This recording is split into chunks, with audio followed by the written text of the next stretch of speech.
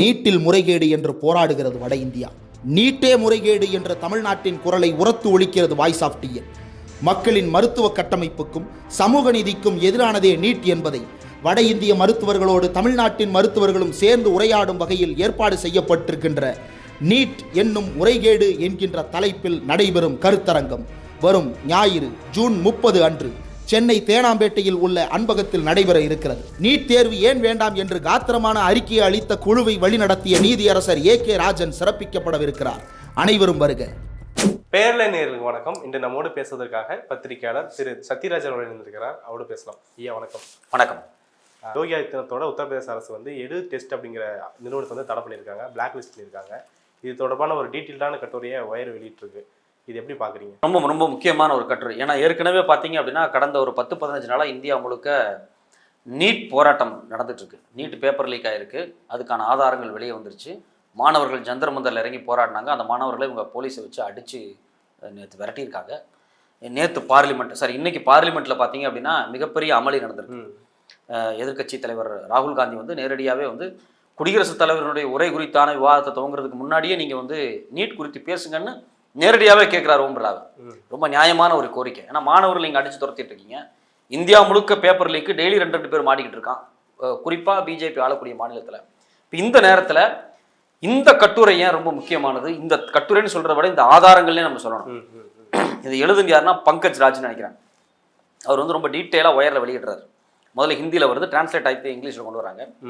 இதில் ஏன் இந்த கட்டுரையினுடைய கோர் எங்கேருந்து ஸ்டார்ட் ஆகுது? ஏன் ஒரு கம்பெனியை உத்தரப்பிரதேச அரசாங்கம் தடை பண்ணுறாங்க அப்படின்னா, பெரும்பாலும் நம்மள மாதிரி எளிய ஆட்கள் என்ன நினச்சிட்டு இருப்போம் அப்படின்னா, அதான் பத்திரிகையாளர்களை தாண்டி மற்ற எளிய மக்கள் என்ன நினைப்பாங்க அப்படின்னா, இப்போ ஒரு அரசு பரீட்சை நடக்குது அப்படின்னா அந்த பரீட்சையை நடத்துறதே கவர்மெண்ட் தான், எல்லாமே கவர்மெண்ட் தான் நடத்துவாங்க, பேப்பரே கவர்மெண்ட் தான் நிறுத்துவாங்க, ரிசல்ட்டே கவர்மெண்ட் தான் வெளியிடுவாங்க, எல்லாமே கவர்மெண்ட் தான்ப்பா, கரெக்டாக இருக்குப்பா அப்படின்னு ஒரு ஆட்டிடியூட் ஒரு பொதுவான புத்தியில் இருக்கும்.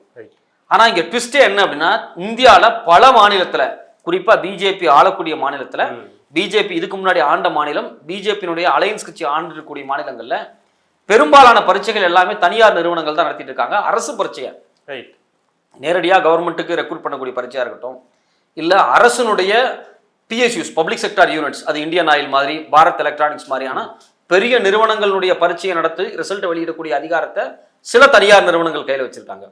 அதே மாதிரி பார்த்தீங்கன்னா பெரிய பெரிய யூனிவர்சிட்டி, குஜராத் யூனிவர்சிட்டியாக இருக்கட்டும், பாட்னா யூனிவர்சிட்டியாக இருக்கட்டும், பூனே யூனிவர்சிட்டியாக இருக்கட்டும், இது மாதிரியான பல்கலைக்கழகங்களுடைய பரீட்சையை நடத்தக்கூடிய அதிகாரத்தையும் டெண்டரையும் தனியார் நிறுவனங்களுக்கு கொடுக்கப்பட்டிருக்கு. இப்போ இதில் குறிப்பாக உத்தரப்பிரதேசத்தில் பார்த்தீங்க அப்படின்னா கடந்த பிப்ரவரி மாதம் கான்ஸ்டபிள் போஸ்ட்டுக்கு எக்ஸாம் நடக்குது. எப்போ நடக்குதுன்னா February 17-18 நடக்குது. பேப்பர் லீக் ஆயிடுச்சு. பேப்பர் லீக் ஆனதில் மொத்தமாக இந்த எக்ஸாமுக்கு அப்ளை, அதாவது மொத்த சீட்ஸ் எவ்வளோன்னா 63,244 சீட்டு. அப்ளை பண்ணவங்க 42 லட்சம் பேர்.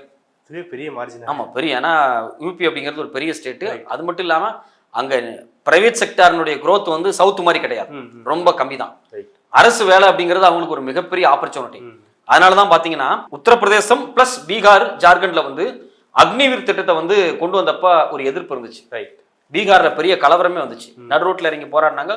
போலீஸ் தடியடி நடத்தி அதை கலைச்சாங்க. ஏன் அப்படின்னா அரசு வேலை கிடைக்கிறது அப்படிங்கிறது அவங்களுக்கு ஒரு பெரிய கனவு. அதனால தான் பார்த்தீங்கன்னா ஒரு 63,000 போஸ்ட்டுக்கு 42 லட்சம் பேர் அப்ளை பண்ணியிருக்கான். இதனுடைய கொஸ்டின் பேப்பர் லீக் ஆயிருக்கு.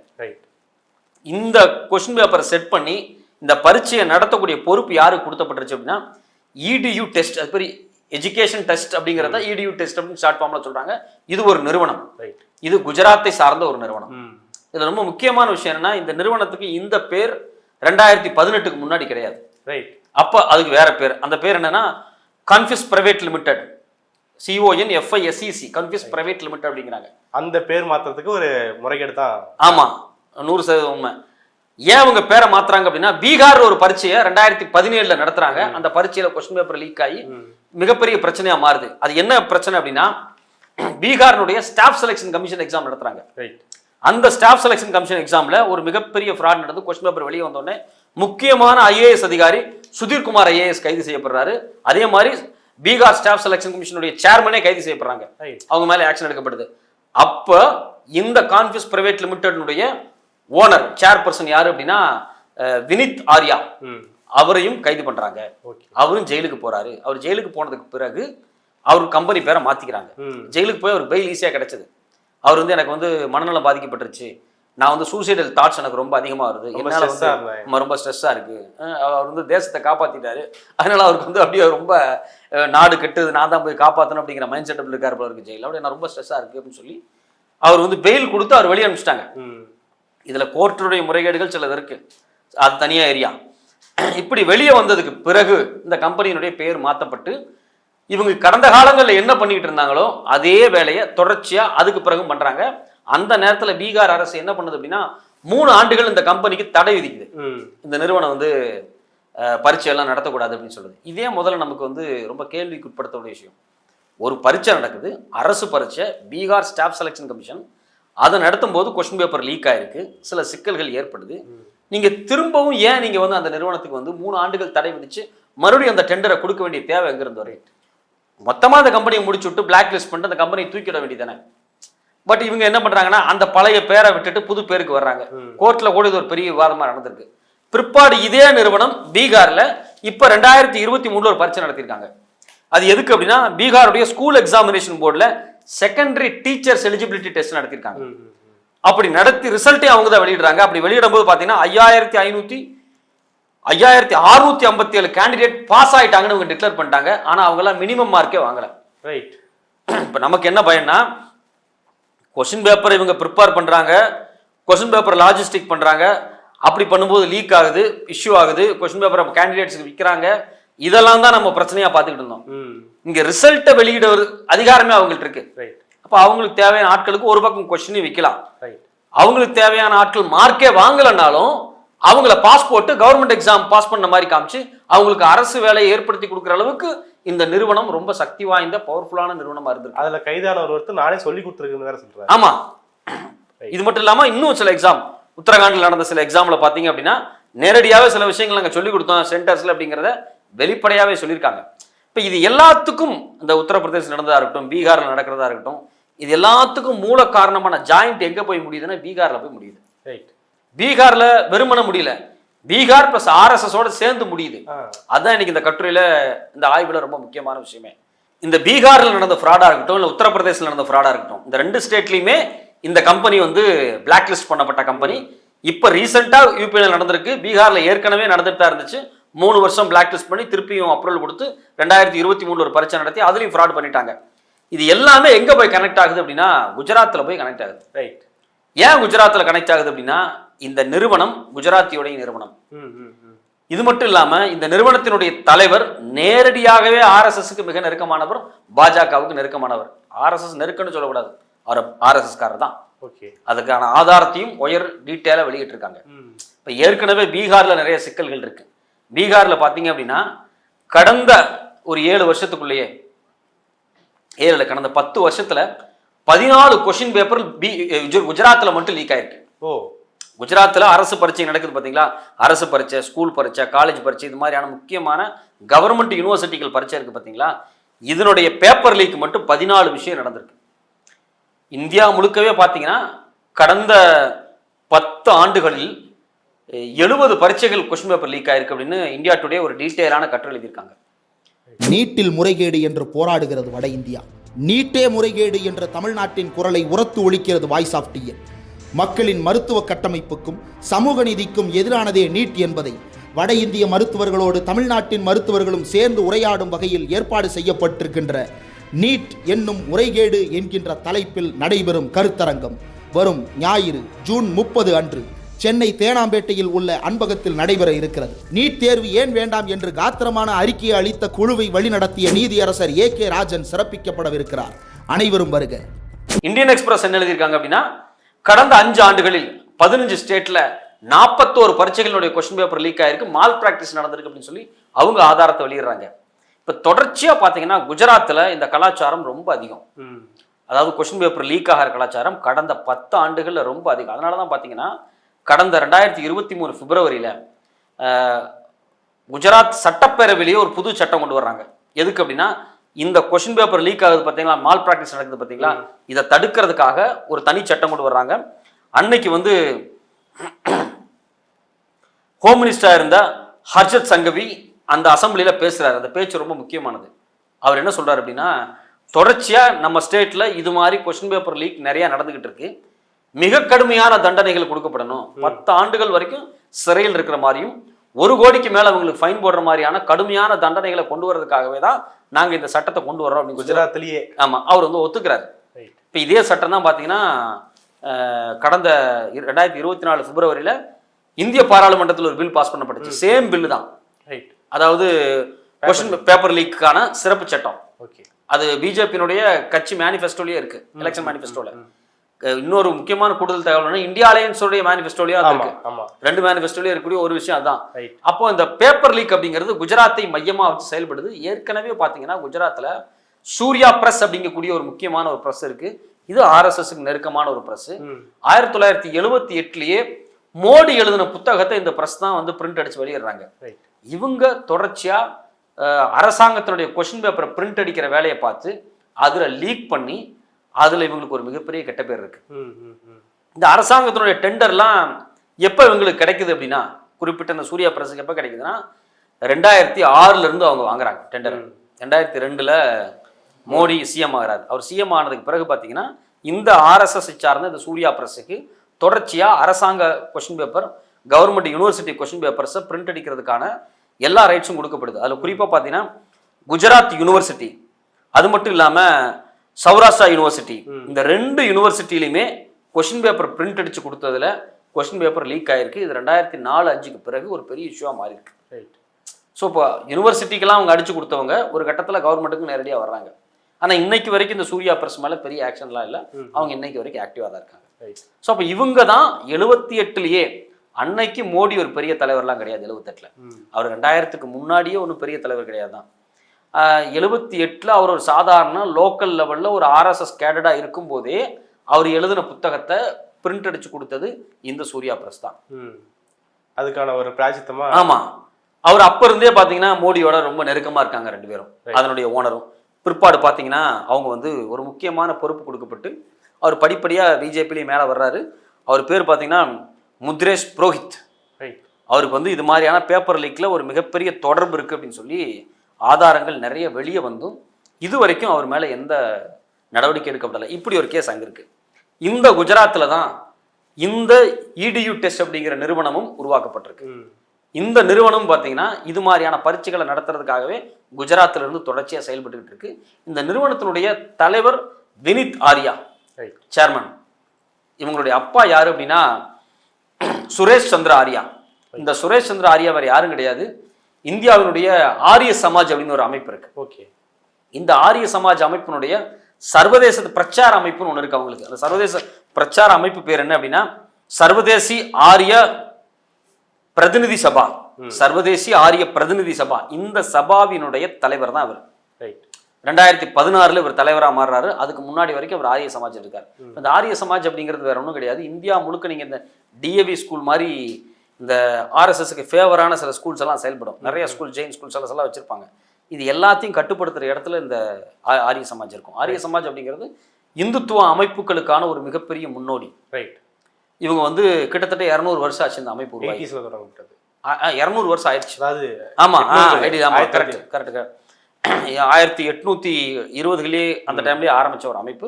அதுக்கு பிறகுதான் இந்த அமைப்பு வருது, பிரம்ம சமாஜ் வர்றாங்க. பிரம்ம சமாஜுக்கு முன்னாடியே ஆரிய சமாஜ் ஆரம்பிக்கப்பட்டுச்சு. இதனுடைய தலைவராக இருக்கக்கூடிய இருந்த தயானந்த சரஸ்வதி தான் பார்த்தீங்க அப்படின்னா இந்த ஆரியம், அந்த பியூர் பில்டு அப்படிங்கிற கான்செப்டை வந்து ரொம்ப ஒரு இன்டெஃபினட்டாக கட்டி அமைக்க முயற்சி பண்றாரு. அதில் பல்வேறு கருத்துக்கள் இருக்கு ஆரிய சமாஜினுடைய ஒர்க்ல. இன்னைக்கு இருக்கக்கூடிய இந்துத்துவாவை டெவலப் பண்ணி கொண்டு வந்ததுல பிரதான ஒரு அமைப்பு அப்படின்னா ஆரிய சமாஜ். அதுக்கு முன்னாடி நிறைய அமைப்புகள் இருந்துச்சு, சின்ன சின்ன அமைப்புகள் இருப்பாங்க, 10 பேர் 20 பேர் இருப்பாங்க, அவங்க அதுக்கு மேல இருக்க மாட்டாங்க. இந்த ஆரிய சமாஜ் ஒரு மிகப்பெரிய மைல்கல். அதுக்கு பிறகு இந்து மகாசபை, அதுக்கு பிறகு RSS. இந்த பேட்டர்ன்ல தான் இந்துத்துவா சிந்தனை இந்தியாவில் வளர்ந்து வருது. இந்த ஆரிய சமாஜினுடைய 200வது ஆண்டு விழா டெல்லியில கொண்டாடப்பட்டுச்சு. அப்படி கொண்டாடப்படும் போது அதுக்கு யாரு போறாங்க அப்படின்னா இந்தியாவினுடைய ஜனாதிபதி கலந்துக்கிறாரு. அன்னைக்கு இருந்த ராம்நாத் கோவிந்த் கலந்துக்கிறாரு.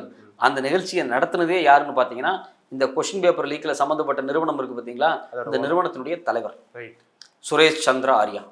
இந்த சுரேஷ் சந்திர ஆரியா அப்படிங்கிற ஒரு நேரடியாக RSS காரர் தான். அவர் பையன் தான் வினித் ஆரியா. அவன் தான் அந்த கம்பெனியை பார்த்துக்கிறான். இப்போ அவன் அமெரிக்காவுக்கு தப்பிச்சு ஓடிட்டான். அவன் இப்போ இந்தியாவில் இல்லை. ஏன்னா குறிப்பாக இந்த உத்தரப்பிரதேசனுடைய கொஸ்டின் பேப்பர் லீக்ல மாட்டினா பார்த்தீங்களான்னு, அதுக்கு பிறகு எஸ்ஐடி அவனுக்கு நோட்டீஸ் அனுப்பிச்சிருக்குன்னு சொல்றாங்க. இந்த கட்டுரையில் போட்டிருக்கு. அந்த நோட்டீஸ் வந்த உடனே ஆள் எஸ்கேப் ஆயிட்டான் அமெரிக்காவுக்கு. இப்போ ஆள் இல்லை. ஸோ அப்போ ஆர்எஸ்எஸ் நேரடியாகவே களத்தில் தனக்கு சொந்தமான ஒரு நிறுவனத்தை பயன்படுத்தி இந்தியாவில் தனக்கு செல்வாக்கா இருக்கக்கூடிய மாநிலங்கள் எல்லாத்துலேயும் பரீட்சை நடத்துறாங்க. என்ன பரீட்சைன்னா அரசாங்க பரீட்சை நடத்துறாங்க. அதுல என்னென்ன லிஸ்ட் கொடுக்கப்பட்டிருக்குன்னா, அதாவது இந்த நிறுவனம் இருக்கு பார்த்தீங்களா, அந்த ஆர்எஸ்எஸ்க்கு சொந்தமான நிறுவனம் எந்தெந்த மாநிலத்தில் அவங்க ஒர்க் பண்றாங்கன்னா, உத்தரப்பிரதேசில் ஸ்டாஃப் செலக்ஷன் கமிஷன்லாம் பரீட்சை நடத்தியிருக்காங்க. குஜராத் நேஷனல் லா யூனிவர்சிட்டி பரீட்சை அவங்க நடத்துறாங்க. பாரத் எலக்ட்ரானிக்ஸ் பரீட்சை, அதுக்கு என்ட்ரன்ஸ் பரீட்சை இருக்கும். வேற வேற கேட்டகரி லெவல்ல, மேனேஜ்மெண்ட் லெவல்ல இருந்து கீழே வந்து அப்ரண்டிஸ் லெவல் வரைக்கும் அந்த கம்பெனி தான் இவிஎம் தயாரிக்குது. அந்த கம்பெனி தான் இவிஎம் தயாரிக்குது. தெளிவா சொல்லிட்டீங்க. என்ன லட்சணத்தில் அவங்க தயாரிப்பாங்க நமக்கு தெரிஞ்சிச்சு. சத்தீஸ்கர் கவர்மெண்ட் பரீட்சைகள், ஹரியானாவோட ஸ்டாஃப் செலக்ஷன் கமிஷன் மற்ற பரீட்சைகளும் சேர்த்து, அது மட்டும் இல்லாம நம்ம திருச்சியில் இருக்கக்கூடிய என்ஐடி, ஆமா, ரெண்டாவது ராஜஸ்தானுடைய central university exam, Indian oil கார்பரேஷனுடைய எக்ஸாம்ஸ், யூனிவர்சிட்டி ஆஃப் பூனே மகாராஷ்டிராவையும் மையமாக வச்சு அவங்க ஒர்க் பண்றாங்க. அது மட்டும் இல்லாம ஆர்மி வெல்ஃபேர் எஜுகேஷன் சொசைட்டியினுடைய பரீட்சைகளை நடத்துறதா சொல்றாங்க. எனக்கு ரொம்ப ஆச்சரியமா இருக்கு. ஆர்மி வெல்ஃபேர் எஜுகேஷன் சொசைட்டிக்குள்ள என்ன பரீட்சை? அவங்க வந்து ஆர்மி வெல்ஃபேர் வந்து நிறைய ஸ்கூல்ஸ், காலேஜஸ், ட்ரைனிங் இன்ஸ்டியூட் நிறைய நடத்துவாங்க. அதுக்கு ரெக்ரூட் ஆகக்கூடிய ஆசிரியர்களா இருக்கட்டும், மாணவர்களையோ இல்ல அடுத்தடுத்த லெவலுக்கு ரெக்ரூட் ஆகக்கூடிய பரீட்சைகள் இவங்க நடத்துறாங்களா அப்படிங்கிற கேள்வி நமக்கு வருது. இந்த கட்டுரையில தெளிவா சொல்லியிருக்காங்க. பட் ஆனால் நம்ம ஆர்டிஐ போட்டு தான் எடுத்தாகணும்.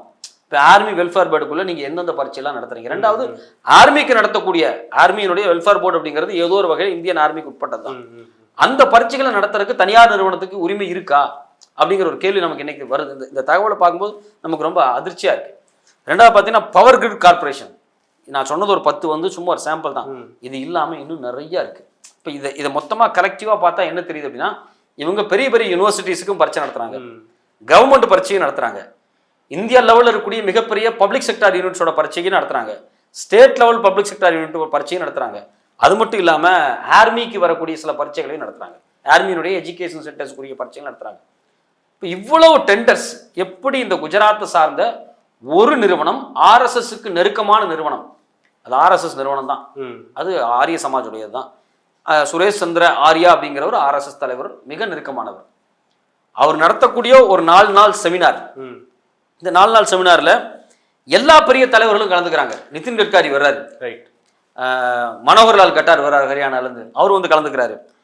அந்த நிகழ்ச்சியில் ராம்நாத் கோவிந்த் இருக்காங்க, ராஜ்நாத் சிங் இருக்காரு, மனோஜ் திவாரி வந்து கலந்துக்கிறாங்க. எல்லாம் ஆர்எஸ்எஸ்ல பெரிய பாசஸ். இது மட்டும் இல்லாமல் அந்த 200வது ஆண்டு விழா, தயானந்த சரஸ்வதியோட 200வது ஆண்டு விழா நடத்தினாங்க பார்த்தீங்களா, அந்த நிகழ்ச்சி இவர் தான் நடத்துறான்னு சொல்ல, அதுக்கு பிரதமர் மோடி கலந்துக்கிறார். அப்போ இந்த சுரேஷ் சந்திர ஆர்யா அப்படிங்கிறவர் மிகப்பெரிய பவர்ஃபுல் பர்சனாக இருக்கார். பிஜேபியினுடைய, ஆர்எஸ்எஸ்னுடைய, இந்துத்துவாவினுடைய ஒரு பவர்ஃபுல் லீடராக இருக்கார். அவர் கட்டுப்பாட்டில் அவர் பையன் உருவாக்கிக்கக்கூடிய இந்த நிறுவனம் பாஜக ஆளக்கூடிய எல்லா மாநிலத்திலையும் அரசு பரீட்சைகளை நடத்துது. அதுல தொடர்ச்சியா பேப்பர் லீக் நடந்துகிட்டே இருந்திருக்கு. எனக்கு என்ன தோணுதுன்னா, இந்த பேப்பர் லீக்கே ஒரு சின்ன புள்ளி தான் தோணுது. அவங்களோட நெக்ஸஸ், அவங்களோட மார்க்கெட்டை பார்க்கும்போது அவங்க இந்த செக்டாருக்குள்ள இந்த நாட்களை பூத்தி வச்சிடணும் அப்படின்றதுக்காக உருவாக்கப்பட்ட போலே இருக்கு. உண்மையிலே ரொம்ப கரெக்டாக சொன்னீங்க. நீங்க வந்து நாம வந்து கடந்த 10 ஆண்டுகளில் ஒரு நியூ எஜுகேஷன் பாலிசியை கொண்டு வந்தாலும் சரி, இல்லை ஏதாவது ஒரு புது சட்டம் கொண்டு வந்தாலும் சரி, எது வந்தாலும் சரி, ஆர்எஸ்எஸ் காரன் உள்ள வந்துட்டாங்க அப்படின்னு சொல்லி அப்பப்போ ஆதாரம் வந்துகிட்டே இருக்கு. இவிஎம் தயாரிக்கிற பாரத் எலக்ட்ரானிக்ஸுக்குள்ள 4 டைரக்டர் வந்து பிஜேபி காரங்க உள்ள போனாங்க. பிஜேபி காரனா அவங்க ஆர்எஸ்எஸ் காரங்க தான், அதில் மாற்று கருத்தெல்லாம் ஒன்றும் கிடையாது. ஸோ அப்போ நீங்க சொல்றது 100% உண்மை. இந்த ஆங்கிள் தான் இதை பார்க்கணும். இந்த கட்டுரையில அந்த ஆங்கிள் சொல்லலை. ஆனா ஒரு பத்திரிகையாளராக நம்ம இந்த ஆங்கிள் இருந்து தான் இதை விவாதிக்கவே முடியும். உண்மையிலேயே இந்தியாவில் பாஜக ஆளக்கூடிய எல்லா மாநிலத்திலையும் பரீட்சை நடத்துற அதிகாரத்தை அவங்களுக்கு கொடுத்ததனூடாக அவங்க ஆளை உள்ள செட் பண்ணி உள்ள கொண்டு போறதுக்கான வேலை நடந்திருக்கா அப்படிங்கிற கேள்வி நமக்கு வருது. கண்டிப்பா அது நடந்திருக்கும். இது நடக்காமலாம் இருந்திருக்காது. இப்ப நான் என்ன கேட்கிறேன், ஒரு ஆர்எஸ்எஸ் காரன் கம்யூனிஸ்டுக்கா போய் பேப்பர் லீக் பண்ண போறான்? கண்டிப்பா லீக் பண்ண மாட்டான்.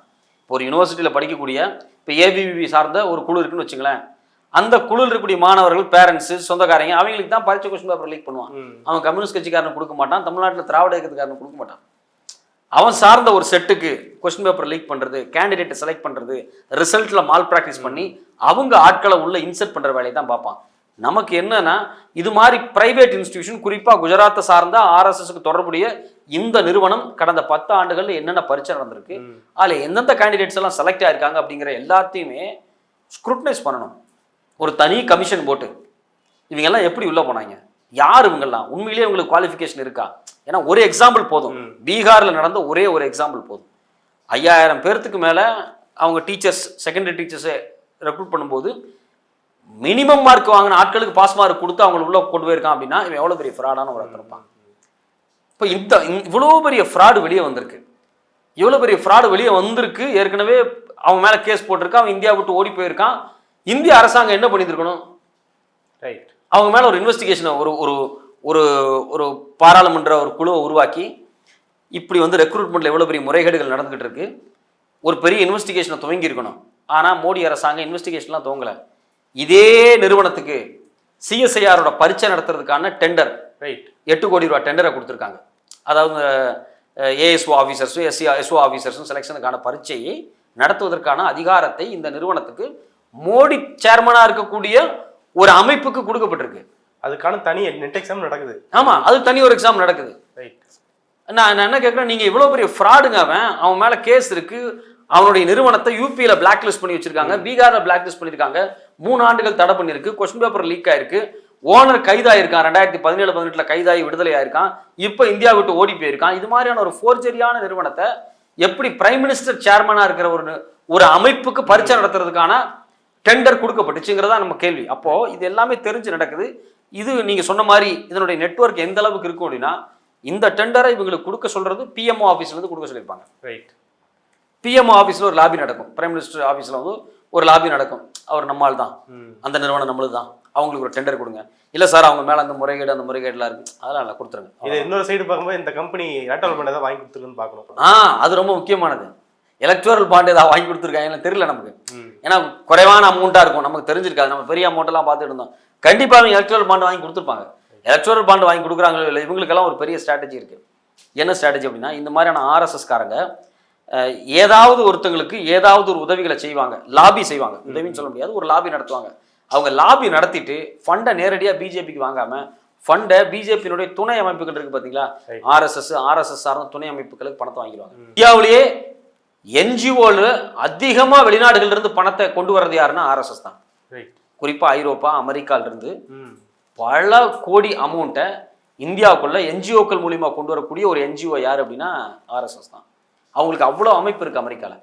அது குறித்து ஒரு டீட்டெயிலான அறிக்கை வந்து ஒரு 2 ஆண்டுகளுக்கு முன்னாடி ஒரு பெரிய ப்ராஜெக்டாகவே வெளியிட்டாங்க. அவங்க வந்து அமெரிக்காவில் எத்தனை அமைப்புகள் வச்சுருக்காங்க, அந்த அமைப்புகள் இந்தியாவில் இருக்கக்கூடிய பல்கலைக்கழகங்களுக்கு எவ்வளோ பணம் அனுப்பிச்சிக்கிட்டு இருக்கு, அவங்களுக்கு சார்ந்த பல்கலைக்கழகங்களுக்கு என்னென்ன செமினார் நடத்தப்படுது. சென்னை ஐஐடியில் கூட, மெட்ராஸ் ஐஐடியில் கூட ஒரு நிகழ்ச்சி நடத்தினாங்க, இன்ஃபினிட் ஃபவுண்டேஷன் ஒரு அமைப்பு.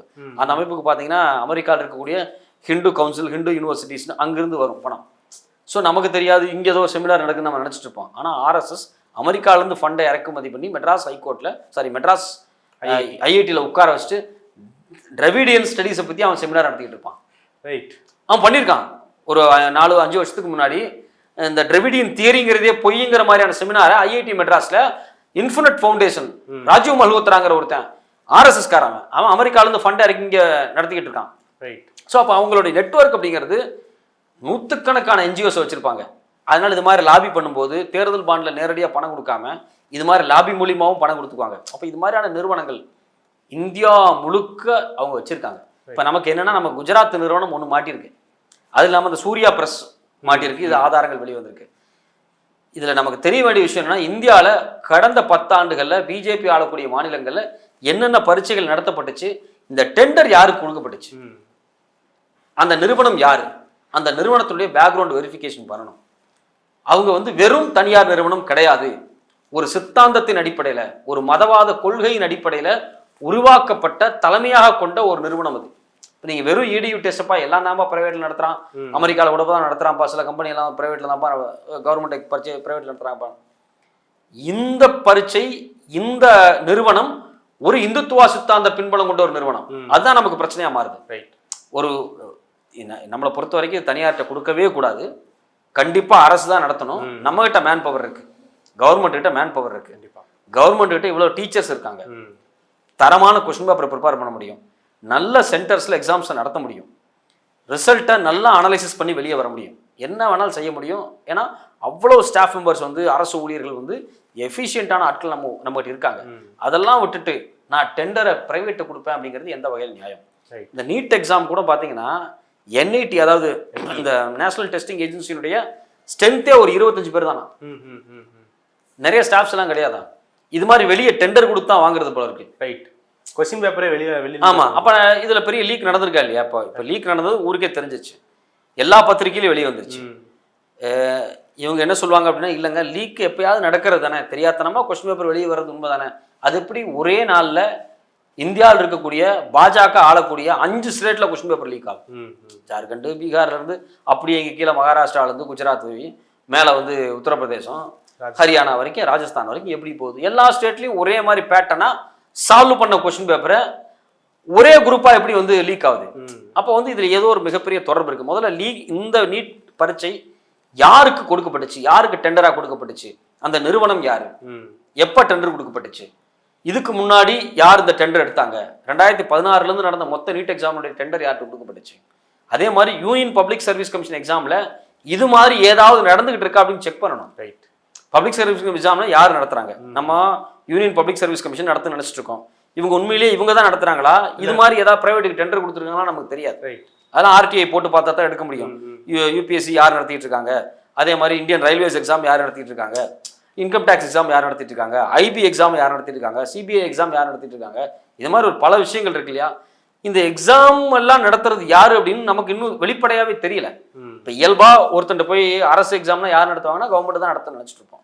ஆனால் பிரைவேட் கம்பெனி நடத்திட்டு இருக்கு, அதில் இவ்வளோ ஊழல் நடந்துகிட்டு இருக்கு, இவ்வளோ முறைகேடுகள் நடந்துட்டு இருக்கு. முறைகேடுகள் ஊழல்களை தாண்டி நீங்க சொன்ன மாதிரி ஒரு மிகப்பெரிய ஒரு மாஃபியா, ஒரு இந்துத்துவ மாஃபியாவை கிரியேட் பண்றதுக்காகவே இந்த வேலைகள் நடக்குதா அப்படின்னு இந்த கட்டுரையிலிருந்து நம்ம புரிஞ்சுக்க வேண்டியதா இருக்கு. ரைட். நாம இடஒதுக்கீடு கொடுத்து நம்ம பின்தங்கிய மாணவர்கள் எல்லாத்தையும் போயிட்டு வேலை வாய்ப்பு, கல்வி உட்பட எல்லாத்தையும் நிரப்பணும்னு பார்த்துட்டு இருக்கும்போது இவங்க எல்லாம் வச்சுக்கிட்டு ஒரு 4 லாபி வச்சுக்கிட்டு தங்களுக்குரிய ஆட்களை வந்து நிரப்பத்துக்கான வேலையை பார்த்துட்டு இருக்காங்க. ஆமா. இது தொடர்பான நிறைய விஷயங்களை பகிர்ந்துருக்கீங்க. மிக்க நன்றி சார். நீட்டில் முறைகேடு என்று போராடுகிறது வட இந்தியா. நீட்டே முறைகேடு என்ற தமிழ்நாட்டின் குரலை உரத்து ஒலிக்கிறது வாய்ஸ் ஆஃப் டிஎன். மக்களின் மருத்துவ கட்டமைப்புக்கும் சமூக நீதிக்கும் எதிரானதே நீட் என்பதை வட இந்திய மருத்துவர்களோடு தமிழ்நாட்டின் மருத்துவர்களும் சேர்ந்து உரையாடும் வகையில் ஏற்பாடு செய்யப்பட்டிருக்கின்ற நீட் என்னும் முறைகேடு என்கின்ற தலைப்பில் நடைபெறும் கருத்தரங்கம் வரும் ஞாயிறு ஜூன் 30 அன்று சென்னை தேனாம்பேட்டையில் உள்ள அன்பகத்தில் நடைபெற இருக்கிறது. நீட் தேர்வு ஏன் வேண்டாம் என்று காத்திரமான அறிக்கையை அளித்த குழுவை வழிநடத்திய நீதியரசர் AK ராஜன் சிறப்பிக்கப்படவிருக்கிறார். அனைவரும் வருக.